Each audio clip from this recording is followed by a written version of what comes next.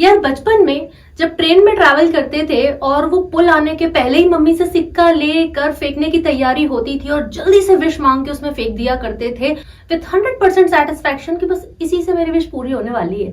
आपने ऐसा करा है तो कमेंट करो मी टू। या फिर जब किसी के गाल पे उसका वो पलक का बाल दिखाई देता था और बोलते थे रुक जा उड़ जाएगा, और फिर निकाल के उसके हाथ पे रखते थे ताकि वो विश मांगे और कर पाए, है ना।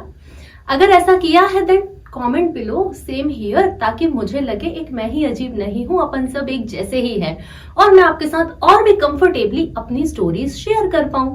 अब आज हम बात करने वाले हैं विश मांगने का सही तरीका, साथ साथ लेट गो पर भी बात होगी। आगे बढ़ने से पहले मैं doctor Archana, life coach, personality developer, counsellor, मैं एक सर्टिफाइड हिप्नोथेरेपिस्ट हूँ। लोगों के बिलीव्स और उनके माइंडसेट पे काम करती हूँ।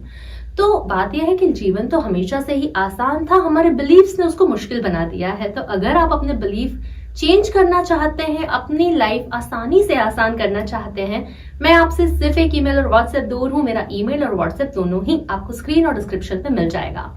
अब बात करते हैं फिर से वो बचपन की किस्से कहानियों की। तो सच कहूं तो हम लोग बचपन से ही एक बहुत अच्छे मैनिफेस्टर हैं और हमारा बचपन का जो नेचुरल इंटेलेक्ट था वो ज्यादा स्मार्ट था। हमें ज्यादा इजीली चीजें सही तरीके से करना आता था। विश मांगने का एक्चुअली सही तरीका यही है जो हम लेट गो कहते हैं, कि आपने अपनी डिजायर, अपनी इंटेंशन रखी, यूनिवर्स के हाथ में सौंपी। मतलब वो जो सिक्का था वो हम फेंक देते थे विश बोल के, मतलब हम उसको यूनिवर्स को सौंप देते थे। इन द सेम वे वो जो हमारी आईलैश होती थी और उसको हम कर देते थे, वहां भी हम अपने विश को यूनिवर्स को या मतलब अपने हायर पावर्स को सौंप देते थे कि भाई अब तुम जानो, और बिल्कुल भूल ही जाते थे कि हमने ऐसी कभी कोई विश मांगी थी। हम अपने जीवन में पूरी तरह से खुश भी होते थे। हम बैठ के उसका वेट नहीं करते थे कि हाय ये नदी हमारी बात सुनेगी या नहीं, या वो आईलैश ने हमारा मैसेज ठीक से यूनिवर्स को दिया या नहीं। हम कभी ऐसी डिजायर्स में नहीं उलझते थे। ये है सही तरीका अपनी विश मांगने का, इसको बोलते हैं लेट गो। तो द लेट गो का जो रियल मीनिंग होता है वो होता है एक प्रिफर्ड स्टेट में होना, प्रिफर्ड मेंटल स्टेट में होना।